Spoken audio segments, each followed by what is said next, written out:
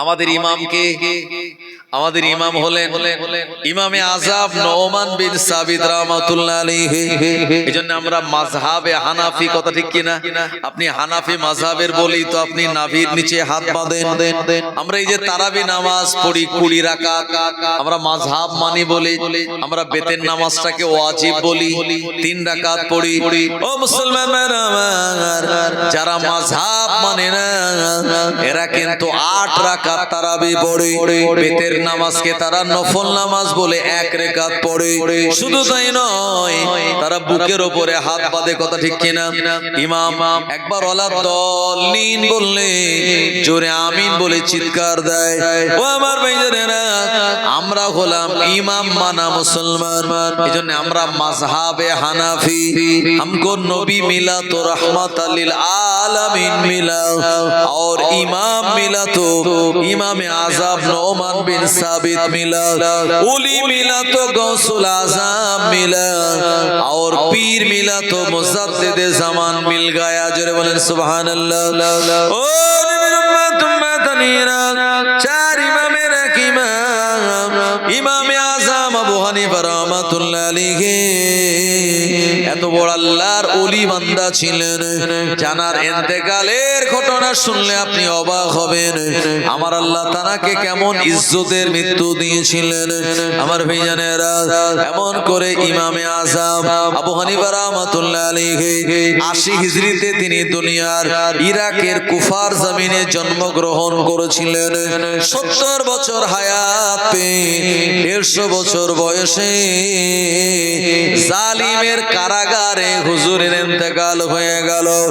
এমন করে আল্লাহর ওলি ইমামে আযম আবু হানিফা রাহমাতুল্লাহ আলাইহি একটানা 40টা বছর তিনি এশার ওযুতে ফজরের নামাজ আদায় করেছিলেন। জোরে বলুন, এশার ওযুতে যিনি ফজরের নামাজ আদায় করলেন 40 বছর, তার মানে রাতের বেলা 40টা বছর তিনি ঘুমাননি। আমার ভাইজানেরা, শুধু তাই নয়, ইমামে আযম আবু হানিফা রাহমাতুল্লাহ আলাইহি যিনি একটানা 30টা বছর নফল রোজা রেখেছিলেন।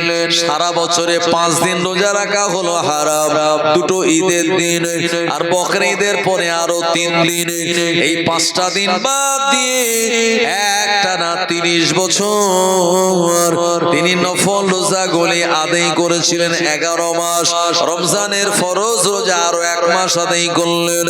ও আমার ভাইজানেরা, ইমামে আযম আবু হানিফা রাহমাতুল্লাহ আলাইহি কে আমার আল্লাহ এত ইলম দিয়েছিলেন। প্রিয় নবী তানার জন্য ভবিষ্যৎবাণী করেছিলেন। নবী আমার মদিনার মসজিদে বসে বসে পূর্ব দিকে তাকে একটা লম্বা শ্বাস নিলেন। এরপরে নবীজি মুচকি হাসি দিলেন। আল্লাহ নবী সাহাবীরা বললেন, হুজুর আপনি পূর্ব দিকে তাকিয়ে লম্বা একটা শ্বাস নিয়ে কেন মুচকি হাসি দিলেন? প্রিয় নবী সাহাবীরা এ কথা নবীকে যখন জিজ্ঞাসা করলেন, নবীজি বললেন, হে আমার সাহাবীরা, এই পূর্ব দিকে আমার এমন একজন উম্মতের আবির্ভাব হবে জানার দ্বারা আমার আল্লাহ ইসলামকে সম্মানিত করবে এবং আমার উম্মতের ভিতরে তার মর্যাদা অনেক বেশি হবে এবং দ্বীনের সঠিক জ্ঞান আল্লাহ তাআলা দেবে। আর এই জ্ঞানগুলি তিনি মানুষের মাঝে বিতরণ করবে। আরো জোরে বলেন সুবহানাল্লাহ। ইমামে আযমকে আল্লাহ এত জ্ঞান দিয়েছিলেন। ভাই সে জামানার একজন ইহুদি আসলো। ইহুদি এসে ইমামে আযমের জামানার একজন বাদশাকে বলল, বাদশা আমার 3টে প্রশ্ন, কিন্তু আমার এই 3 প্রশ্নের কেউ জবাব দিতে পারে না, আর আমিও ঠিকঠাক জবাব পাইনি। তবে আমার মনে হয় মুসলমানদের ভিতরে এমন কোন জ্ঞানী লোক নেই যে আমার এই প্রশ্নগুলির জবাব দেয়। বাদশা তো রেগে আগুন বলে, বলো কি মুসলমানদের ভিতরে এরকম কোন জ্ঞানী লোক নেই বলছো? বলো কি তুমি? মুখ সামলে কথা বলো। অবশ্যই ইসলামের ভিতরে বড় বড় আলেম আছে যারা তোমার এই প্রশ্নের জবাব দেবে। তো ইহুদি বলল, তাহলে আপনি বলুন আমার এই তিনটে প্রশ্নের জবাব তারা যেন দেয়। যদি দিতে পারে তাহলে আমি ভাববো যে না, মুসলমানদের আলেম ওলামাদের অনেক জ্ঞান আছে। আমার ভাইয়ারেরা, এ সময় বাদশা বলল, ইহুদি বলো তোমার কি প্রশ্ন? ওই ইহুদি তখন বলল যে আমার প্রথম নম্বর প্রশ্ন হলো যে আল্লাহর আগে কে ছিল? জোরে বলে নাউজুবিল্লাহ। ভাই, আল্লাহর আগে কে ছিল? এই প্রশ্নটা রহমতি প্রশ্ন না শয়তানি প্রশ্ন? শয়তানি প্রশ্ন। দ্বিতীয় প্রশ্ন কি? দ্বিতীয় প্রশ্ন হলো যে আল্লাহ এখন কোন দিকে তাকিয়ে আছে? আর আমার তৃতীয় প্রশ্ন হলো তোমাদের আল্লাহ এখন কি করছে? এই প্রশ্ন তিনটে রেখেছে। আলেম ওলামারা মোটামুটি একটা জবাব দিয়েছে, কিন্তু সেই জবাবে সে সন্তুষ্ট হয়নি। বললো না না, এমন জবাব যার ভিতরে আমি লজিক খুঁজে পাইনি, সুতরাং এই জবাবে আমি সন্তুষ্ট নই। ভাই, ও জামানায় তখন ইমামে আজম মোটামুটি সুনাম সুখ্যাতি তানার আছে। হুজুরের কাছে খবর গেল, হুজুর বাদশার কাছে গিয়ে বলেন, এ বাদশা শোনেন, এক কাজ করেন, একটা দিন ঠিক করেন, আর সেই দিনে বিরাট বড় একটা স্টেজ বানাবেন। আর এই স্টেজটা বড় থাকবে, কিন্তু চেয়ার মাত্র থাকবে একটা।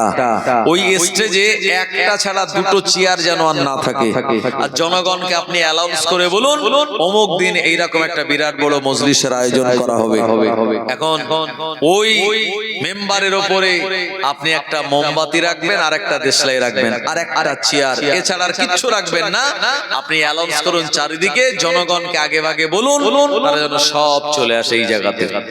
আমার ভাইজানেরা, ইমামে আজম আবু হানিফা রাহমাতুল্লাহ আলাইহি ওই বাদশা নামদারকে যখন এই কথাটা শুনিয়ে দিল, এই সময় বাদশা নামদার আমার ভাইজানের একটা বিরাট বড় স্টেজ বানালো। ওই স্টেজে একটাই মাত্র চেয়ার রাখলো, আর মানুষজনকে অ্যালাউন্স করে বলল, একজন আল্লাহর ওলির সঙ্গে, নেক আলেমের সঙ্গে একজন ইহুদি তর্ক বিতর্ক হবে, বাহাস হবে। এ বাহাসের নাম শুনে হাজার হাজার মানুষ ওই ময়দানে হাজির হয়ে যায়। ও নবীর উম্মত উম্মতানিরা, এ সময় জনগণ তারা সবাই চলে আসলো, আর ওই ইহুদিদের পণ্ডিত আলেম এও আগে আগে চলে আসলো। আর আগে সে স্টেজের উপরে বসে, স্টেজে যে একটা চেয়ার ছিল, ওই একটা চেয়ার সে দখল করে বসে গেল। আপনাদের স্টেজে যেমন অনেকগুলো চেয়ার, ওই একটা চেয়ার সেখানে, ওই একটা চেয়ারে সেই লোকটা মানে ইহুদিদের যে পণ্ডিত, সে ওই একটা চেয়ারে বসে গেল। আর ইমামে আজমের একটু আসার কথা তাড়াতাড়ি, কিন্তু হুজুর এসছে লেটে, সবাই একটু বিচলিত। এমন সময় ইমামে আজম তিনি স্টেজে উঠেই ওই ইহুদি প্রশ্ন করবে। ইহুদি প্রশ্ন করার আগে ইমামে আজম বলছেন, ও ইহুদিদের পণ্ডিত, তুমি আগে আমার প্রশ্নের উত্তর দাও। আর জনগণ ইমামে আজমকে দেখে সব একটু অক্সিজেন পেয়ে গেল যে এমন একজন বড় আলেম চলে এসেছে, নিশ্চয়ই ইহুদিদের পণ্ডিতকে হারিয়ে দেবে। আমার ভাইজানেরা, এ সময় ইমামে আজম বললেন যে আমাকে প্রশ্ন করার আগে তুমি আমার একটা প্রশ্নের জবাব দাও, তাতে আমি বুঝতে পারবো তোমার জ্ঞান কতটা। ইমামে আজম বললেন, বলো, যে প্রশ্ন করে তার জ্ঞান বেশি না উত্তর যে দেয় তার জ্ঞান বেশি? এখন যে লোকটা ইহুদিদের পণ্ডিত, সে বলে ফেলেছে উত্তর যে দেয় তার জ্ঞান বেশি। ইমামে আজম বললেন, উত্তর যে দেয় তার জ্ঞান যদি বেশি হয়, তাহলে জ্ঞানী লোক হিসাব অনুযায়ী চেয়ারে বসবে। তাহলে আমি যেহেতু তোমার প্রশ্নের উত্তর দেব, তাই আমি তোমার থেকে জ্ঞানী তোমার কথা অনুযায়ী, তাই ওই চেয়ারটা আমার জন্য ছেড়ে দাও, আর তুমি যেহেতু প্রশ্ন করবে তাই নিচে বসে। এখন সেই ইহুদি বুঝতে পারেনি যে এই কথাটা বললে পরে ইমামে আজম আমায় চেয়ার থেকে নামিয়ে নিচে বসাবে। যদি বুঝতে পারতো তাহলে হয়তো বলতো যে না, যে প্রশ্ন করে তার জ্ঞান বেশি। এখন যেহেতু নিজের উত্তরেই নিজেই ফেসে গেছে, তাই সে অনিচ্ছা থাকা সত্ত্বেও ওই নিচে বসলো, আর ইমামে আজম এই চেয়ারটা দখল করলেন। ভাই, ইমামে আজম যে চেয়ারে বসলেন, জনগণ ব্যাপক অক্সিজেন পেয়ে গেল, তাদের ভিতরে একটা আনন্দের জোয়ার আসলো। যে আমাদের যে ইমাম উনি ইহুদিদের পণ্ডিতকে নিচে বসে, হুজুর এখন চেয়ারে বসেছে, সঙ্গে সঙ্গে একটা তাকবীরের আওয়াজ হলো, নারে তাকবীর, আল্লাহু আকবার। এই আওয়াজে আকাশ বাতাস একেবারে মুখরিত হয়ে গেল। এখন ওই বাদশাও দেখছে, আরো লোকজন যারা আছে তারা সব দেখছে। ইমামে আজম চেয়ারে বসে বলছেন, বলো তোমার কি প্রশ্ন? ইহুদি বলল, আমার প্রথম নম্বর প্রশ্ন হলো আল্লাহর আগে কে ছিল? ইমামে আজম আবু হানিফা রাহমাতুল্লাহ আলাইহি বললেন, এই ইহুদিদের পণ্ডিত 1 থেকে 10 পর্যন্ত তুই গুণ। ও গোনা শুরু করলো, 1 2 3 4 5 6 7 8 9 10। বললো থেমে যা, এবারে উল্টো গোনো। উল্টো গোনা শুরু হলো, 10 9 8 7 6 5 4 3 2 1 1 বলে থেমে গেল। বললো না না না, আরো তো যাও। বললো 1 এর আগে তো কেউ নেই, শূন্য ছাড়া। আর 1 এর আগে যে শূন্য, ও শূন্যের তো কোনো দাম নাই। ইমামে আজম আবু হানিফা রাহমাতুল্লাহ আলাইহি বললেন, আমার আল্লাহ হলেন এক, আমার আল্লাহর আগে কেউ নাই। জোরে বলেন সুবহানাল্লাহ। এই জবাব দেওয়ার পর ইহুদিদের ওই পণ্ডিত বলল, এই প্রশ্নটা এর আগে অনেক আলেমকে করেছি, কিন্তু প্র্যাকটিক্যাল এত সুন্দর করে তুমি তার জবাব দিয়ে দিলে, এই জবাব পেয়ে আমি খুশি হয়ে গেলাম। ইমামে আজম বললেন, বলো বলো তোমার দ্বিতীয় প্রশ্ন কি? এখন ওই লোকটা ইহুদিদের পণ্ডিত বলছে, আমার দ্বিতীয় প্রশ্ন হলো, তোমাদের আল্লাহ এখন কোন দিকে তাকিয়ে আছে? ও আমার ভাইজানেরা, আমার আল্লাহ হলেন ইন্নাল্লাহ আলা কুল্লি শাইইন কাদির। আমার আল্লাহ সর্বশক্তিমান, একই টাইমে সব দিকে দেখেন। এমন সিম্পল করে বললেও তো বুঝবে না। ইমামে আজমের সময় ও নবীর উম্মতেরা, স্টেজে যে মোমবাতি ছিল, এই মোমবাতিটা দেশলাই দিয়ে ধরিয়ে দিল। এরপরে মোমবাতি জ্বলতে লাগলো। ইমামে আজম মোমবাতি দেখিয়ে বলল, এই ইহুদিদের পণ্ডিত, এখন তুমি বলো এই মোমবাতির আলোটা কোন দিকে পড়ছে? ইহুদিদের পণ্ডিত বলল, চারিদিকে একই রকম ভাবে এর আলো পড়ে। ইমামে আজম বললেন, আমার আল্লাহ হলেন এমন ক্ষমতাময় আল্লাহ, যিনি একই টাইমে সব দিকে তার কুদরতি নজর দিয়ে দেখে। আরো জোরে বলেন সুবহানাল্লাহ। প্র্যাকটিক্যালে এমন উত্তর পেয়ে ইহুদিদের পণ্ডিতটা খুশি হয়ে গেল। এরপর ইমামে আজম বললেন, বলো বলো তোমার 3 নম্বর প্রশ্ন কি? ইমামে আজম যখন দ্বিতীয় নম্বর প্রশ্নটা বলে দিয়েছে, জনগণের ভিতরে একটা পাওয়ার বেড়ে গেল, তাদের ভিতরে খুশির জোয়ার। ইমামে আজম সুন্দর করে তার প্রশ্নগুলি জবাব দেয়। এই লোকটা বললাম, আমার 3 নম্বর প্রশ্ন হলো, তোমার আল্লাহ এখন কি করছে? ইমামে আজম বললেন, ইহুদিদের পণ্ডিত, তোমার বুঝতে এত লেট হলো কেন? আমার আল্লাহ রাব্বুল আলামিন আমায় ইজ্জতের চেয়ারে বসিয়ে তোমায় নিচে বসিয়ে দিয়েছে। ও জওয়ানেরা, যুবকেরা, এ জবাব দেওয়ার পর ইহুদিদের পণ্ডিতের মান সম্মান নষ্ট হয়ে গেল। ও আর মেম্বারে থাকলো না, ওখান থেকে নেমে চলে গেল। আর বাদশাকে বলে গেল, এই ব্যক্তিটাই তো বিরাট বড় একজন আলেমে দ্বীন। এতদিন আমার ধারণা ছিল মুসলমানদের পণ্ডিত আর আলেমেরা কিছু জানে না, কিন্তু তার জবাব শুনে আমার অন্তরের চোখটা খুলে গেছে। একবার প্রাণ খুলে বলুন সুবহানাল্লাহ। ইমামে আজম আবু হানিফা রাহমাতুল্লাহ আলাইহি, আমার আল্লাহ তাকে বিরাট জ্ঞানের অধিকারী করেছিলেন। একজন নাস্তিক বলেছিল, দেয়ার ইজ নো গড, আল্লাহ বলে কেউ নাই। জোরে বলেন নাউজুবিল্লাহ। ইমামে আজম বলেন, এই নাস্তিক, বলো কি? এই আসমানে, জমিনে, পৃথিবী, চাঁদে, সূর্যে, পাহাড়ে, পর্বত সব এমনি এমনি হলো? বললে হ্যাঁ, সব এমনি এমনি হয়েছে। বললো তোমার সঙ্গে আমার বাহাস হবে। কবে? এটা ডেট ঠিক করা হলো। আমার ভাইজানেরা, জনগণ জনগণকে চারিদিকে অ্যানাউন্স করা হলো যে আল্লাহ বিশ্বাস, যে তার নাম হলো আস্তিক, যে আল্লাহকে বিশ্বাস করে দন্ত শয়তয় হস্যিক আস্তিক, আর যে আল্লাহরে বিশ্বাস করে না সে হলো নাস্তিক, কোন ধর্মেই মানে না। আর ওই নাস্তিক বলল সব এমনি এমনি হয়েছে, আর ইমামে আজম বললেন না, সব আল্লাহ পাক বানিয়েছেন।